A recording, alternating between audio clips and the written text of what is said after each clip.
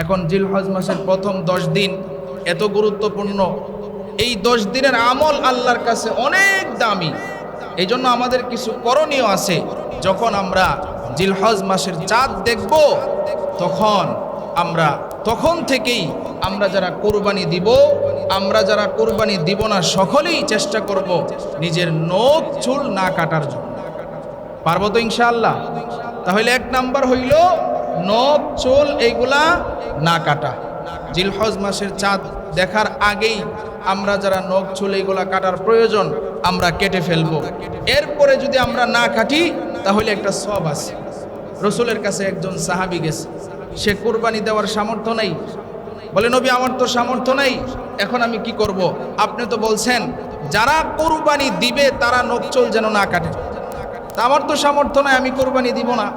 রসুল বলে, তুমিও তোমার নখ চুল কাটবা না, তাহলে যারা কোরবানি দিবে তারা কোরবানি দিয়া যে সব পাবে, তুমিও যদি কোরবানির পরে নখ চুল কাটো আল্লাহ তোমারেও সব দিয়ে দিবে। জোরে বলেন সুবহানাল্লাহ। তাহলে দেখেন কত সওয়াব।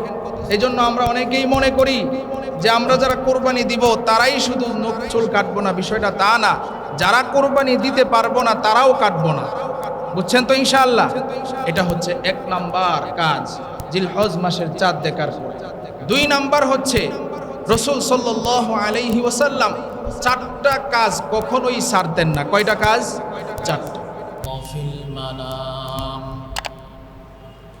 ইন্নী আরা ফিল মানামি আন্নী আযবাহুকা ফানজুর মাযা তারা قال يا أبت افعل ما تؤمر ستجدني إن شاء الله من الصابرين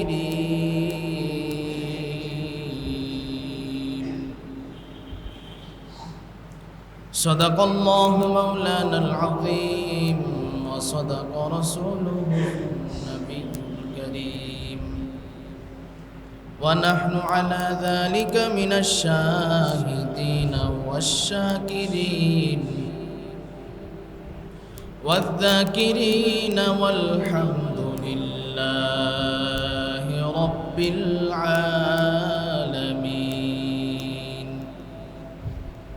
আমরা সকলেই নবীর মুহাব্বতে দরুদ ইব্রাহিম পড়ি। اللهم صل على محمد وعلى آل محمد كما صليت على إبراهيم وعلى آل إبراهيم إنك حميد مجيد اللهم بارك على محمد وعلى آل محمد كما باركت على إبراهيم وعلى آل إبراهيم إنك حميد مجيد الحمد لله আল্লাহ পাকের দরবারে লাখো কোটি শুকরিয়া যে মহান রব্বুল আলামিন আমাদেরকে ভালোবেসে মহব্বত করে, আদর করে, মায়া করে পবিত্র জুমার দিনে মসজিদে আসার, বসার এবং কোরআন হাদিসের আলোকে কিছু কথা আমাকে বলার, আপনাদেরকে কিছু কথা শুনবার তৌফিক দান করেছেন। এই জন্য সকলেই শুকরিয়া আদায় করি, বলি আলহামদুলিল্লাহ। শুকরিয়া আদায় করলে খুশি হন কে? আল্লাহ। আজকে আমাদের মতো কত মানুষ এই টাইমে, এই সময়ে চুরি করতেছে, জিনা করতেছে, ব্যভিচারে লিপ্ত আছে না নাই? আমাদের মতো কত মানুষ রাস্তাঘাটে ঘোরাফেরা করতেছে। আমাদের মতো কত মানুষ জেলখানায় বন্দী আছে। আমাদের মতো কত মানুষ আজকে দুনিয়া থেকেও বিদায় হয়ে গেছে। কথা ঠিক কিনা বলেন? আল্লাহ রাব্বুল আলামিন আমাদেরকে দয়া করে, মায়া করে আল্লাহর ঘর মসজিদে আনছেন। এই জন্য আমরা আবারও শুকরিয়া আদায় করি, বলি আলহামদুলিল্লাহ। মুহতারাম হাজিরিন, আমাদের আলোচনা চলতেছিল কোরবানির বিষয়ে। আমরা আলোচনা শুনছিলাম যে কোরবানিটা হচ্ছে হযরত ইব্রাহিম আলাইহিস সালাতু ওয়াস সালামের সুন্নাত। ইব্রাহিম আলাইহিস সালাতু ওয়াস সালাম ওনার সন্তানকে আল্লাহর আদেশে যখন জবাই দিতে গেলেন, তখন থেকেই আল্লাহ রাব্বুল আলামিন এটা ইব্রাহিম আলাইহিস সালাতু ওয়াস সালামের সুন্নত করে দিয়েছেন। কিভাবে জবাই করেছিলেন এই ঘটনাই আলোচনা চলতেছে। আল্লাহ রাব্বুল আলামিন ইব্রাহিম আলাইহিস সালাতু ওয়াস সালামকে যে সন্তান দিয়েছিলেন হযরত ইসমাঈল আলাইহিস সালাতু ওয়াস সালাম, আমরা শুনতেছিলাম আলোচনা যে ওনাকে বনবাসে দেওয়া হয়েছিল। আল্লাহ রাব্বুল আলামিন স্বপ্নে দেখাইলেন কুরবানি দেওয়ার জন্য। আল্লাহ রাব্বুল আলামিন যখন স্বপ্নে দেখাইলেন, তিনি উট কুরবানি দিলেন। আল্লাহ আবার স্বপ্নে দেখাইলেন, এরপরও আবার তিনি উট কুরবানি দিলেন। কিন্তু পরে বুঝতে পারলেন যে আমার প্রিয় বস্তু হলো আমার সন্তান। এবার আল্লাহ তাআলার অর্ডার পাইয়া তিনি চলে গেলেন মক্কায়। তো যখন তিনি বনবাসে দিয়ে আসছিলেন, তখন তো ছিল মরুভূমি, কোনো ঘর বাড়ি ছিল না। ইব্রাহিম আলাইহিস সালাতু ওয়াস সালাম মক্কায় যখন গেলেন, গিয়া দেখে ওই জায়গার মধ্যে অনেক ঘর বাড়ি হয়ে গেছে। অনেক ঘর বাড়ি দেখা যায়, জমজম কূপের পাশে অনেক ঘর বাড়ি। ইব্রাহিম আলাইহিস সালাতু ওয়াস সালাম তখন মানুষের কাছে জিজ্ঞাসা করলেন, ইসমাইলের ঘরটা কোথায়, বিবি হাজেরার ঘরটা কোথায়? মানুষজন দেখাইয়া দিল, এই যে দেখা যায় ইসমাইলের ঘর। ইব্রাহিম আলাইহিস সালাতু ওয়াস সালাম তখন ওই ঘরের কাছে গেলেন। ইসমাইল আলাইহিস সালাতু ওয়াস সালামের বয়স তখন 13 বছর। ইব্রাহিম আলাইহিস সালাতু ওয়াস সালাম ইসমাইল আলাইহিস সালাতু ওয়াস সালামকে দেখে আবেগ আপ্লুত হয়ে গেলেন। ইসমাইল আলাইহিস সালাতু ওয়াস সালাম কোনো সময় তো বাবারে দেখে নাই, একেবারে যখন ছোট তখনই তো রেখে গেছে। কিন্তু মা বারবার বাবার একটা জামা ছিল, ওই জামাটা দেখায় বলতো, এটা তোমার বাবার জামা। জোরে বলেন সুবহানাল্লাহ। ইব্রাহিম আলাইহিস সালাতু ওয়াস সালামের জামা থেকে যে শুকরান আসতো, ইসমাইল আলাইহিস সালাতু ওয়াস সালামের নাকের মধ্যে ওই ইব্রাহিম আলাইহিস সালাতু ওয়াস সালামের শরীরে যেই জামাটা পরা হুবহুব জামা, এই জামাটা দেখা চিনতে পারলেন তিনি আমার পিতা। ইসমাইল আলাইহিস সালাতু ওয়াস সালাম দৌড়ে গেলেন, ইব্রাহিম তারে কোলে নিলেন, ডাক দিয়া কয়, ও সন্তান, চলো তোমারে আজকে বেড়াইতে নিয়ে যাব এক জায়গায়। কোথায় বাবা নিবেন? বলে মিনার দিকে চলো। ইসমাইল আলাইহিস সালাতু ওয়াস সালাম নিয়ে গেলেন। সংক্ষেপ করি ঘটনা, ইব্রাহিম আলাইহিস সালাতু ওয়াস সালাম মিনার বাজারে নিয়া এবার তিনি শুনাইতে লাগলেন কি তিনি স্বপ্নে দেখছেন। ফালাম্মা বালাগা মাআহুস সা'য়া ক্বালা ইয়া বুনাইয়া ইন্নী আরা ফিল মানামি আন্নী আযবাহুকা ফানজুর মাযা তারা। আল্লাহু আকবার। ইব্রাহিম আলাইহিস সালাতু ওয়াস সালাম ওনার সন্তানকে যখন বললেন, ও আমার সন্তান, আমি স্বপ্নে দেখলাম আমি তোমারে জবাই দিতেছি। এবার তার সন্তান দেখেন কি বলে, ক্বালা ইয়া আবাতি ফাআল মা তুমার। আল্লাহু আকবার। ইসমাইল আলাইহিস সালাতু ওয়াস সালাম ডাক দিয়া কয়, আব্বা জান, আপনি যেই স্বপ্ন দেখেছেন এই স্বপ্ন আপনি বাস্তবায়ন করেন। আল্লাহু আকবার বলেন। ক্বালা ইয়া আবাতি ফাআল মা তুমার সাতাজিদুনি ইনশাআল্লাহু মিনাস সাবিরিন। আল্লাহু আকবার।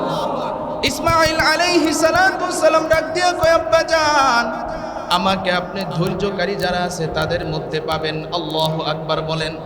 চিন্তা করে দেখেন, সন্তান ছোট কিন্তু তার কথাটা একটু লক্ষ্য করেন, ধৈর্যকারী আরও যারা আছে তাদের মধ্যে আমারেও পাবেন। অর্থাৎ আপনার টেনশন নাই, আল্লাহর পক্ষ থেকে যে আদেশ এসেছে আপনি সেই হুকুম পালন করেন, আমি এর মধ্যে একটু আপনাকে আমি না করব না। সুবহান! কেমন বাপ আর কেমন সন্তান। এবার ইব্রাহিম আলাইহিস সালাতু ওয়াস সালাম আল্লাহর আদেশ মানার জন্য প্রস্তুতি নিলেন, ছুরি বাহির করলেন। এবার ইব্রাহিম আলাইহিস সালাতু ওয়াস সালাম যখন ছুরি চালাইবেন, গলার মধ্যে ছুরি চালাইতে লাগলেন, কিন্তু ছুরি আর গলা কাটতে পারেন না। আল্লাহ রাব্বুল আলামিন অর্ডার দিলেন, হে ছুরি সাবধান, ইসমাইলের গলার একটা পশমও যেন না কাটে। আল্লাহু আকবার, আল্লাহু আকবার। এখন ছুরি আর ইসমাইলের গলা কাটতে পারে। ইব্রাহিম আলাইহিস সালাতু ওয়াস সালাম তিনি কি করলেন, ছুরি যেহেতু কাটে না, চিন্তা করলেন ব্যাপার কি, আল্লাহ মনে হয় পছন্দ করতেছে না।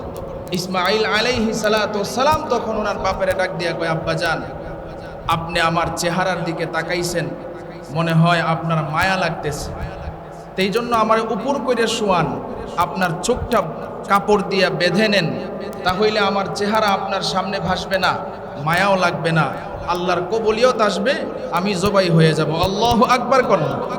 চিন্তা করা যায়, আজকে আমাদের সন্তান যারা আছে, সন্তানরে একটা ভালো কাজের আদেশ করলেই তো মানে না, আর সন্তানরে বাপে জবাই করতেছে, এর মধ্যে সন্তানের কোনো অভিযোগ নেই।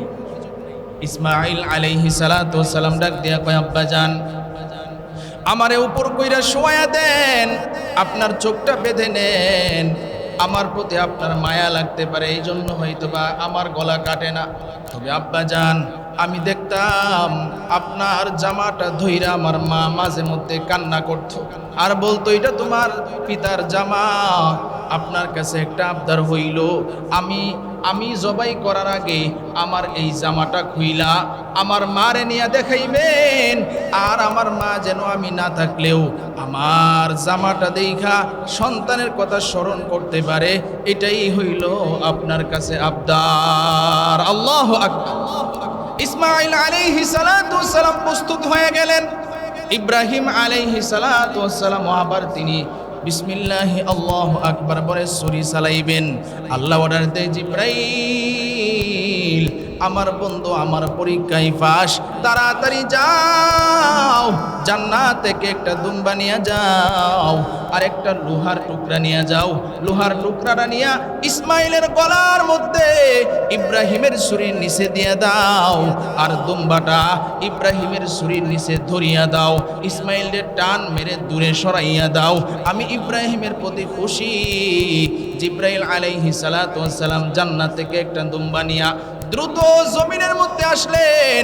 ইব্রাহিম আলাইহিস সালাতু ওয়াস সালাম বিসমিল্লাহি আল্লাহু আকবার বলে গলার মধ্যে ছুরি চালানোর আগে আগে জিব্রাইল এসে দুম্বা নিয়ে হাজির। জিব্রাইল আলাইহিস সালাতু ওয়াস সালাম দুম্বা নিয়ে আসলেন। দুম্বা নিয়া ইসমাইলকে দূরে সরাইয়া ইব্রাহিমের ছুরির নিচে দুম্বাটা দিয়ে দিলেন। এবার ইব্রাহিম আলাইহিস সালাতু ওয়াস সালামের চোখ তো বাঁধা, তিনি তো আর দেখতেছে না কি জবাই হইতেছে, তিনি অনুভব করতে পারলেন রক্ত বাহির হইতেছে। তিনি আলহামদুলিল্লাহ বললেন আর চোখের বাঁধনটা খুললেন, খুলে দেখে ইসমাইল জবাই হয় নাই, দুম্বা জবাই হয়ে গেছে। ইসমাইল আলাইহিস সালাতু ওয়াস সালাম দাঁড়ায় রইছে। এবার ইব্রাহিম আলাইহিস সালাতু ওয়াস সালাম চিন্তা করলেন, ব্যাপার কি, আমার কুরবানি তাহলে কি আল্লাহ কবুল করে নাই, ইসমাইলের জবাই কি পছন্দ করে নাই? আল্লাহর থেকে জানানো হয়ে গেছে, ও ইব্রাহিম, আমি আল্লাহ তোমারে যে পরীক্ষার জন্য বলেছিলাম এই পরীক্ষায় আমি পাস, আমি কিয়ামত পর্যন্ত যত আমার বান্দারা দুনিয়াতে আসবে সকলের উপরে এই কুরবানিটা আমি সুন্নত হিসাবে দিয়ে দিলাম। সুবহানাল্লাহ। এই যে হইল কুরবানি ইব্রাহিম আলাইহিস সালাতু ওয়াস সালামের সুন্নত। জোরে আওয়াজ দিয়ে বলেন সুবহানাল্লাহ। আল্লাহ তাআলা অর্ডার দিলেন, ও ইব্রাহিম, এই দুম্বাটা নিয়ে যাও তোমার সন্তানদের সহ স্ত্রীদেরকে নিয়ে, তুমি এই দুম্বাটা নিজেও খাও, যারা আত্মীয় স্বজন আছে তাদেরকেও খাওয়াও। জোরে বলেন সুবহানাল্লাহ। আল্লাহ তাআলা আমাদের রক্ত গোস্ত কোনো কিছুই তো আল্লাহর কাছে পৌঁছায় না, আল্লাহ দেখে আমাদের অন্তর। আমাদের নিয়ত যে আল্লাহ যে বলছেন কুরবানি দেওয়ার জন্য, যাদের উপরে কুরবানি ওয়াজিব তারা একমাত্র আল্লাহর জন্য কুরবানি দেয় কিনা এটা আল্লাহ দেখে। ইব্রাহিম আলাইহিস সালাতু ওয়াস সালামকে আল্লাহ পরীক্ষা করছিলেন শুধু যে আল্লাহকে বেশি ভালোবাসে নাকি সন্তানকে বেশি ভালোবাসে। তাহলে ইব্রাহিম আলাইহিস সালাম পরীক্ষায় ফাঁস কিনা বলেন? ফাঁস। তাহলে এই কুরবানিটার ইতিহাস থেকে আমাদের শিক্ষা হইল আমরাও একমাত্র কার জন্য কুরবানি দিব? আল্লাহর জন্য। আমাদের গোশত এটা ফ্রি, আমরা খাবই, আল্লাহ এটা আমাদের জন্য হালাল করছেন। কিন্তু যদি নিয়ত সহি না হয়, টাকা হালাল না হয়, তাহলে আমাদের কুরবানি হবে না। এই জন্য ভাইয়ারা আমার, খুব সাবধানতার সাথে খুব গুরুত্ব দিয়ে আমাদের কুরবানিটা দিতে হবে। আল্লাহ রাব্বুল আলামিন আমাদের উপরে খুশি হবেন যদি আল্লাহর জন্য হয়। এই জন্য খুব সাবধান। এই সংক্ষেপ ইতিহাস আমি আপনাদের সামনে বললাম এই জন্য, প্রতি জুমাই প্রত্যেক খতিব সাহেবরাই বলে, এরপরও আমরা ইতিহাসটা নিই যেন আমরা এখান থেকে কিছু শিখতে পারি। তো জিলহজ মাসের কিছু আমল আছে, এগুলো এখন ইনশাল্লাহ বলবো। আল্লাহ রাব্বুল আলামিন কোরআনে বলেন ওয়াল ফাজর ওয়া লায়ালিন আশর। আল্লাহ রাব্বুল আলামিন বলেন ফজরের কসম, এরপরে আল্লাহ বলেন 10 রাত্রির কসম। মুফাসসিরিনে কেরাম বলেন 10 রাত্রির কসম যে আল্লাহ খেয়েছেন, এটা কোন 10 রাত্রির কসম? এই 10 রাত্রি হচ্ছে জিলহজ মাসের প্রথম 10 দিন। জোরে বলেন সুবহানাল্লাহ। আল্লাহ রাব্বুল আলামিন কোরআনে বলছেন আল্লাহর কাছে 4টা মাস সবচাইতে উত্তম। কয়টা মাস ভাই? 4টা। এই আলোচনা অনেক আগেও হয়েছে। এর মধ্যে জিলহজ মাসও 4টা মাস উত্তম, যেইগুলার এই 4টা মাসের মধ্যে আবার জিলহজ মাস উত্তম। জিলহজ মাসের মধ্যেও আবার একটা এই 10 দিন হচ্ছে উত্তম। এই 10 দিনের মধ্যেও আবার একটা দিন উত্তম। এটা হইল জিলহজ মাসের 10 তারিখ। জোরে আওয়াজ দিয়ে বলেন সুবহানাল্লাহ। এখন জিলহজ মাসের প্রথম 10 দিন এত গুরুত্বপূর্ণ। এই 10 দিনের আমল আল্লাহর কাছে অনেক দামি। এই জন্য আমাদের কিছু করণীয় আছে। যখন আমরা জিলহজ মাসের চাঁদ দেখব, তখন থেকেই আমরা যারা কুরবানি দিব, আমরা যারা কুরবানি দিব না, সকলেই চেষ্টা করব নিজের নখ চুল না কাটার জন্য। পারবো তো ইনশাআল্লাহ? তাহলে 1 নাম্বার হইল নখ চুল এইগুলা না কাটা। জিলহজ মাসের চাঁদ দেখার আগেই আমরা যারা নখ চুল এইগুলা কাটার প্রয়োজন আমরা কেটে ফেলবো। এরপরে যদি আমরা না কাটি তাহলে একটা সওয়াব আছে। রসুলের কাছে একজন সাহাবী গেছে, সে কুরবানি দেওয়ার সামর্থ্য নাই। বলে নবী আমার তো সামর্থ্য নাই, এখন আমি কি করব? আপনি তো বলছেন যারা কুরবানি দিবে তারা নখ চুল যেন না কাটে। তা আমার তো সামর্থ্য নাই, আমি কুরবানি দিব না। রসুল বলে তুমিও তোমার নখ চুল কাটবা না, তাহলে যারা কুরবানি দিবে তারা কুরবানি দিয়া যে সওয়াব পাবে, তুমিও যদি কুরবানির পরে নখ চুল কাটো আল্লাহ তোমারেও সওয়াব দিয়ে দিবে। জোরে বলেন সুবহানাল্লাহ। তাহলে দেখেন কত সওয়াব। এই জন্য আমরা অনেকেই মনে করি যে আমরা যারা কুরবানি দিব তারাই শুধু নখ চুল কাটবো না। বিষয়টা তা না, যারা কুরবানি দিতে পারবো না তারাও কাটবো না। বুঝছেন তো ইনশাআল্লাহ? এটা হচ্ছে 1 নাম্বার কাজ জিলহজ মাসের চাঁদ দেখার পর।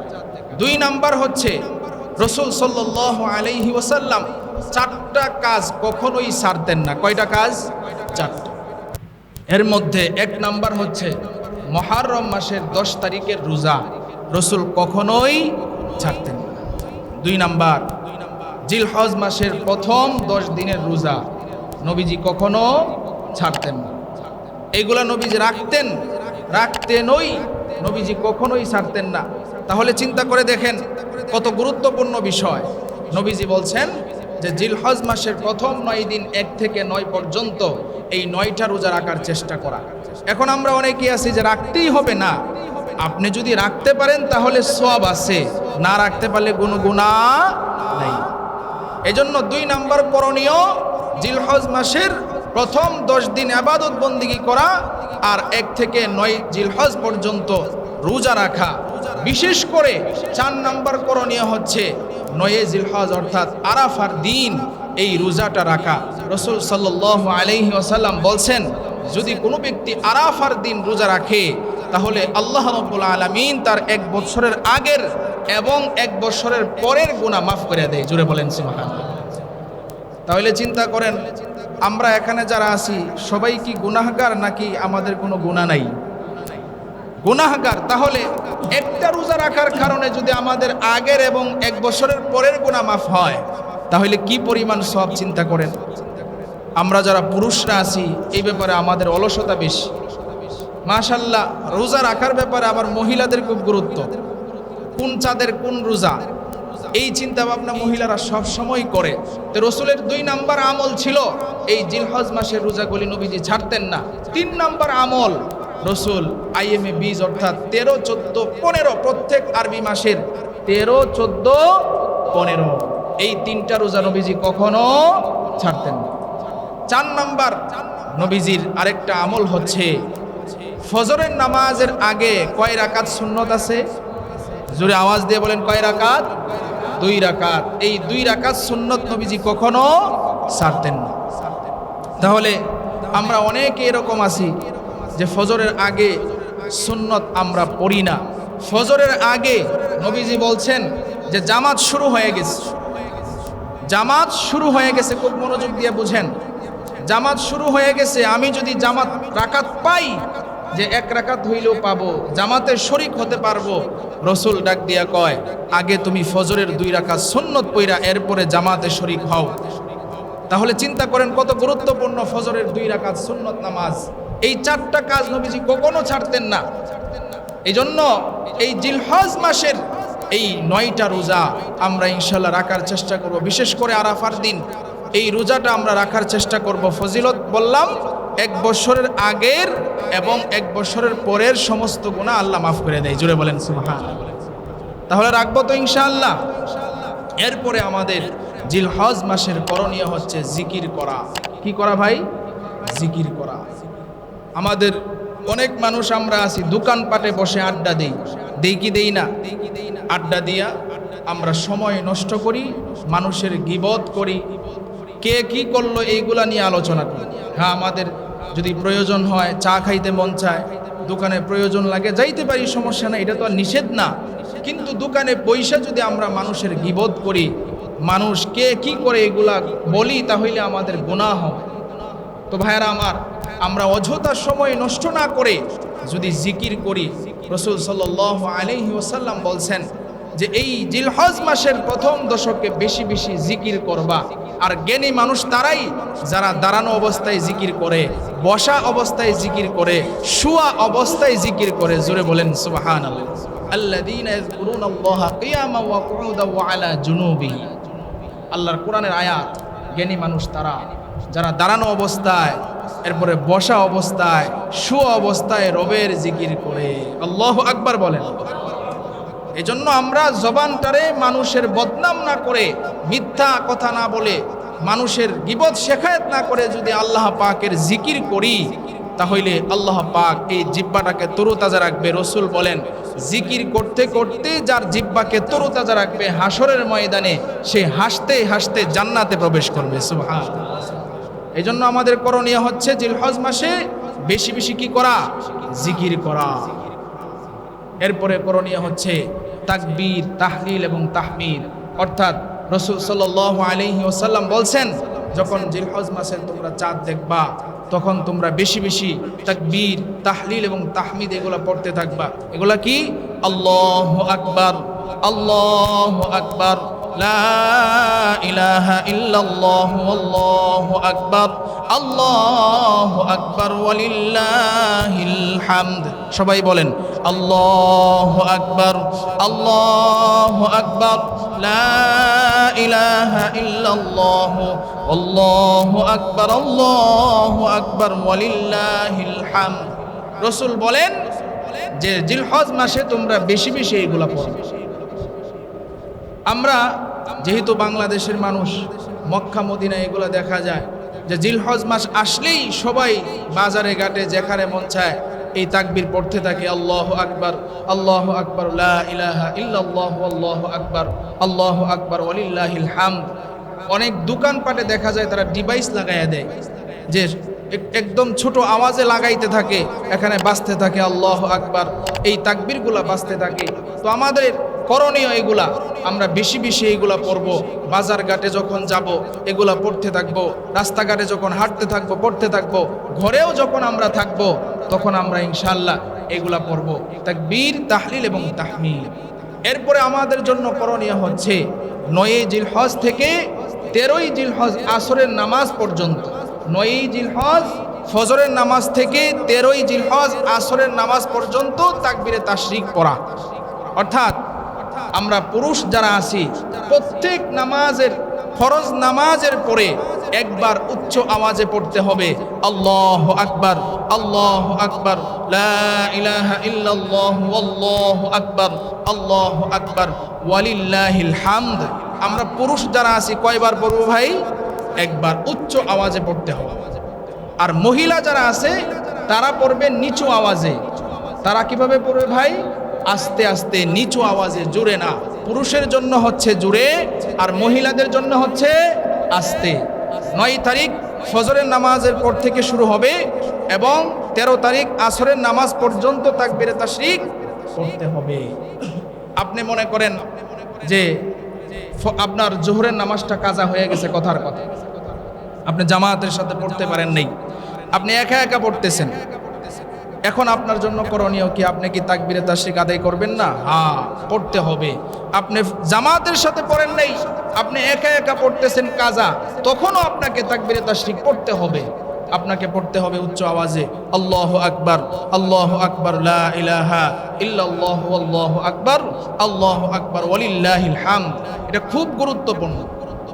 এই জন্য আমাদের যদি জামাত ছুটে যায়, আমরা যারা আলহামদুলিল্লাহ 5 ওয়াক্ত নামাজ পড়ি, যারা মনে করেন নামাজের গুরুত্বই নেই, যারা ফরজই আদায় করে না, তারা কি নফল নিয়ে এত টানাটানি করবে বলেন? কেউ ফরজই আদায় করে না, তার এত কিছু চিন্তা করার প্রয়োজন নেই। কিন্তু যারা আল্লাহর ভয় করে চলে, যারা চিন্তা করে যে আমাকে মরতে হবে, কবরে গেলে আমাকে জবাব দিতে হবে আল্লাহর কাছে, তাদের ভিতরে সব সময় চিন্তা থাকবে আমি আমার জীবনটাকে কিভাবে আল্লাহর কাছে সুপর্দ করতে পারবো, কোন আমলটা করলে আল্লাহ আমার প্রতি খুশি হবে, সেই চিন্তা ভাবনাই করবে। এই জন্য আমরা 9 তারিখ থেকে যদি আমাদের কোনো নামাজ কাজা হয়ে যায়, কোনো একটা কারণে পড়তে না পারি, কাজাও যখন আদায় করব তখন আমরা এই তাকবীরগুলো আমাদের উচ্চ আওয়াজে পুরুষরা একবার পড়তে হবে আর মহিলারা নিচু আওয়াজে একবারে আওয়াজটাকে ছোট করে একবার পড়তে হবে। মা বোনেরা যারা মাইকের আওয়াজ পাচ্ছেন তো শুনতেছেন, আর আপনারাও যারা মসজিদে জুমার নামাজ পড়তে আসছেন, আপনাদের মেয়েদেরকে, আপনাদের বিবিকে, আপনাদের সন্তানদেরকে গিয়ে এগুলো জানায়া দিবেন যে এগুলো আমাদের কাজ করণীয়। এই কাজটা রাসূল বলছেন যে জিলহজ মাসের এই 10 দিন এই কাজগুলা করা। এরপরে আমাদের জন্য করণীয় হচ্ছে যাদের উপরে কোরবানি ওয়াজিব তারা কোরবানির দিন কোরবানি করবে। যাদের উপরে কোরবানি ওয়াজিব তারা কোরবানির দিন কি করবে ভাই? কোরবানি করবে। আল্লাহর কাছে কোরবানির দিন ফরজ ইবাদতের পরে সবচাইতে উত্তম যেটা আল্লাহর কাছে প্রিয় সেটা হচ্ছে রক্ত প্রবাহিত করা, অর্থাৎ আল্লাহর রাহে কোরবানি করা। জোরে বলেন সুবহানাল্লাহ। কোরবানির দিন এটাই আল্লাহর কাছে প্রিয়। এই জন্য আমরা অনেক মানুষ এমন আছি যাদের উপরে কোরবানি ওয়াজিব, কিন্তু অনেক মানুষ এটা মনে করে, আল্লাহ মাফ করুক, সবাই না, কিছু মানুষ মনে করে এতগুলা টাকা নষ্ট হয়ে যাবে। আচ্ছা বলেন, এই টাকা কি আপনার ছিল না আল্লাহ আপনাকে দিছে? কে দিছে ভাই? আল্লাহ আপনাকে দিছে। আমাদের তো কোনো অস্তিত্বই ছিল না, আমাদের কোনো অস্তিত্বই ছিল না। আল্লাহ আমাদের মা বাবার উসিলার মাধ্যমে দুনিয়াতে পাঠাইছেন। আমরা ছিলাম দুর্বল, আস্তে আস্তে আল্লাহ বড় করছেন। আমাদের কাছে কোনো টাকা পয়সা ছিল না, এখন আল্লাহ তাআলা আমাকে লাখ লাখ কোটি কোটি টাকার মালিক বানাইছে। আমার ঘর বাড়ি ছিল না, আল্লাহ ঘর বাড়ি দিছে। এগুলা দিছেন কে ভাই? আল্লাহ দিছেন। তো আল্লাহ দিছেন, আল্লাহ আবার কিছু নিবেন, আল্লাহর এটা পরীক্ষা কইরা দেখবেন। তাহলে আপনার কিছু টাকা যদি খরচ হয় আল্লাহর জন্য হবে, আপনার এত চিন্তা কিসের? এই জন্য যাদের উপরে কোরবানি ওয়াজিব তারা কোরবানির দিন কি করবে ভাই? কোরবানি করবে। এরপরে হচ্ছে করণীয় যাদের উপরে আল্লাহ হজ করেছেন, হজের আলোচনা হয়েছে। আল্লাহ বলেন ওয়ালিল্লাহি আলান নাসি হিজ্জুল বাইতি মান ইসতাতা ইলাইহি সাবিলা। যাদের হজ করার সামর্থ্য আছে তারা আল্লাহর ঘরে গিয়ে কি করবে ভাই? হজ করবে। এই জিলহজ মাসে আমাদের এই করণীয়গুলা আমরা মানতে রাজি আছি তো ইনশাআল্লাহ? কে কে রাজি আছি হাত তুলে আল্লাহরে দেখাই। নারায়ে তাকবীর, নারায়ে তাকবীর। আল্লাহ সকলকে কবুল করুক। সবাই বলেন আমিন। আরো জোরে বলেন আমিন। আমাদের সামনে আর একটা জুমা আছে। এই জুমা ইনশাআল্লাহ আমাদের আলোচনা হবে যে আমরা কুরবানির গোশতগুলা কিভাবে বন্টন করব, চামড়ার বিধান কি, এগুলা নিয়ে ইনশাআল্লাহ বিস্তারিত আলোচনা হবে। আজকে আমরা আলোচনা করব কোন কোন পশু দ্বারা কুরবানি করা যাবে। উট, গরু, মহিষ, উট, গরু, মহিষ, দুম্বা, ভেড়া, ছাগল, এই 6টা পশু গৃহপালিত হতে হবে। কি হতে হবে ভাই? গৃহপালিত। এই 6টা পশু দ্বারা কোরবানি দেওয়া যাবে। এই 6টা পশু দ্বারা কি দেওয়া যাবে ভাই? কোরবানি দেওয়া যাবে। আমরা অনেক সময় এরকম শুনি মা বোনদের কাছে যে আমরা কোরবানি দিতে পারলাম না, চল একটা মুরগি নিয়ে আয়, আমরা মুরগি কোরবানি দিই। কেউ যদি মুরগি কোরবানি দেয় তাহলে তার কোরবানি হবে? হবে না। 6টা পশু মনে রাখবেন, উট, গরু, মহিষ, দুম্বা, ভেড়া, ছাগল, এই 6টা পশু গৃহপালিত। এই বন্য পশু হলে চলবে না। এই 6টা পশু দ্বারা কি দিতে হবে ভাই? কোরবানি দিতে হবে। ইনশাআল্লাহ সামনের সপ্তাহ বিস্তারিত আলোচনা আমরা করব, শুনবো। এই সপ্তাহে যে আলোচনা করলাম জিলহজ মাসের প্রথম 10 দিনের করণীয় কি, আমরা মানব ইনশাআল্লাহ।